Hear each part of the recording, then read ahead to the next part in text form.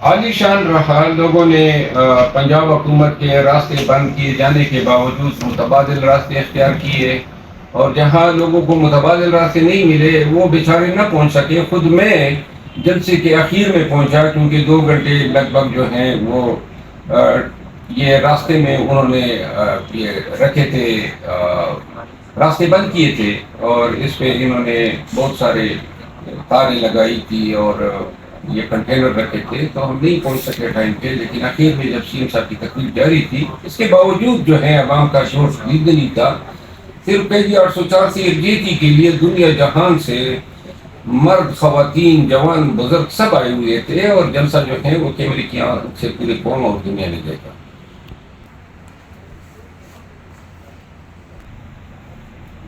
دیکھیں، کارکنان کو توقع ضرور رہی ہوگی کہ کوئی اسی وقت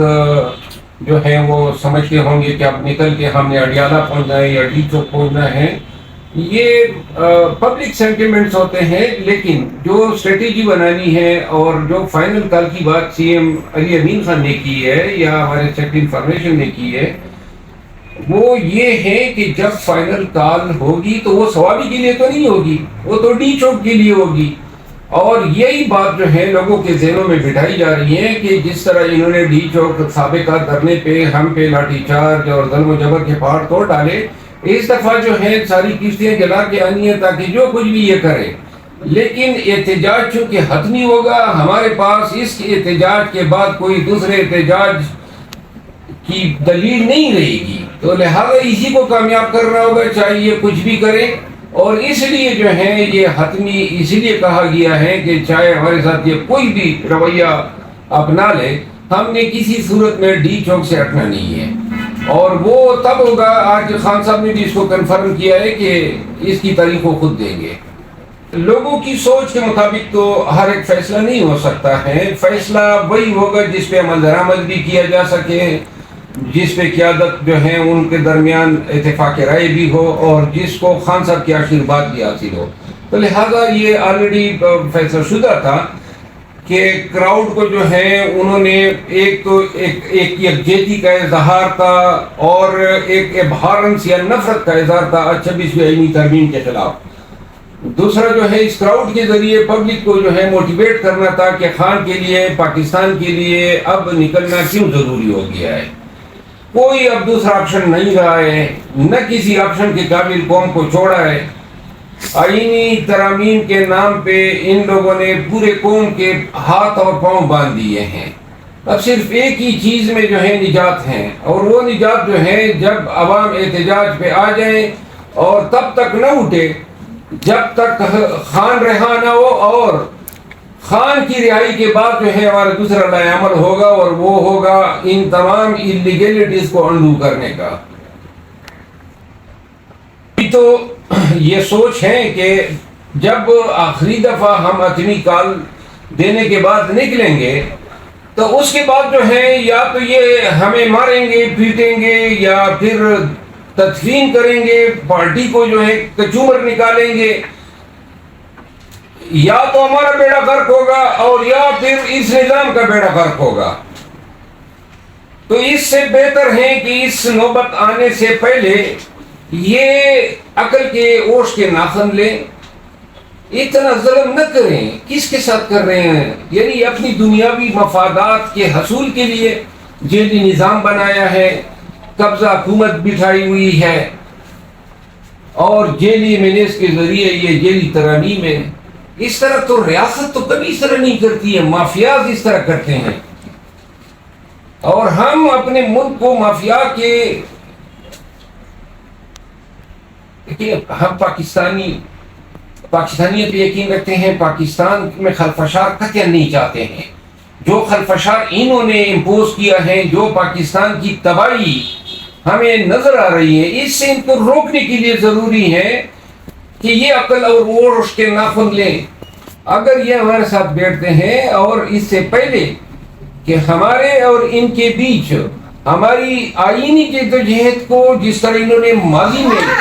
بدور بندوق اور آنسو گیس اور لاٹھی چارج اور پولیس اور رینجر کے سہارے انہوں نے دبانے کی کوشش کی ہے، ہم نہیں چاہتے ہیں کہ یہ نوبت پھر آئے، لوگ جو ہیں اس میں زخمی ہو، کوئی مرے،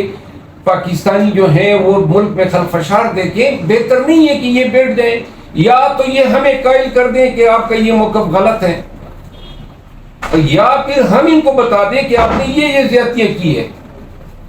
کہ اگر بات ہوگی تو پھر سب کے ساتھ ہونی چاہیے۔ دیکھیں پولیٹیکل پارٹیز وہ سٹیک ہولڈر ہے نا، چاہے وہ قبضہ مافیا کی شکل میں ہیں، لیکن آج نظام نے تو ان کو بٹھایا ہوا ہے حکمران بنا کے، تو لہذا ان کو نظر انداز نہیں کیا جا سکتا، ان کے ساتھ بھی بیٹھنا ہوگا اور ان کو بھی قائل کرنا ہوگا، یا وہ ہمیں قائل کریں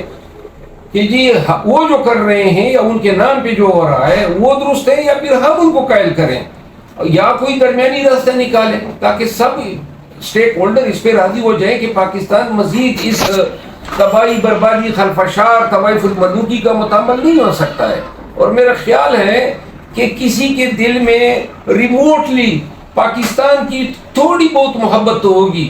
کیونکہ ہمارا مقابلہ جن قوتوں سے ہیں وہ تمام قوتیں دنیاوی مقاصد کے لیے اکٹھی ہوئی ہیں اور ذاتی فائدے کے لیے یہ اکٹھے ہیں، اور ہمارا انہوں نے حشر نشر کیا ہوا ہے۔ کوئی پاکستان کی بقا، آئین کی بالادستی، جمہوریت کے وقار یا زینت اس میں پنہا نہیں ہے،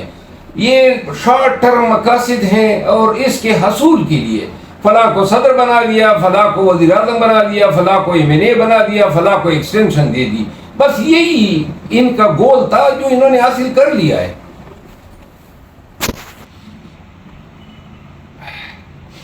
ویلیڈیٹی تو بات چیت سے تو نہیں ہوتی ہے نا، البتہ اگر کوئی ڈکلیریشن آ جائے اور ہم مان لیں کہ ہاں جی یہ فارم 47 کے M&As کو ہم مانتے ہیں، تو تب ویلیڈیٹی ہوگی۔ اب آپ اس کا مطلب یہ ہے کہ سیریس اس پہ بات ہی نہ کی جائے،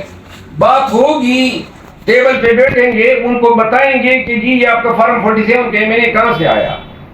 ان کو یہ بتانا ہوگا کہ یہ آپ جو سپریم کورٹ میں فلاں فلاں مرضی کے ججز لگوانے کے چکر میں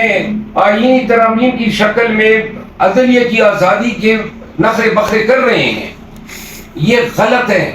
اسی طرح جو عوام کوئی پکڑ دکڑ ہیں، سترے بے وہار بن چکی ہیں پولیس اور یہ ریاستی ادارے، جس کے گھر میں مرضی ہوتی ہیں گھس جاتی ہیں، جس کی لیے ان کے موڈ میں بن جاتا ہے اٹھا لیتے ہیں،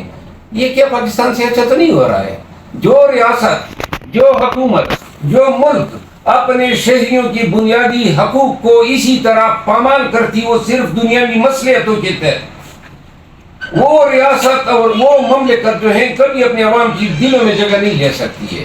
تو لہٰذا اس نفرت کو ختم کرنا ہوگا۔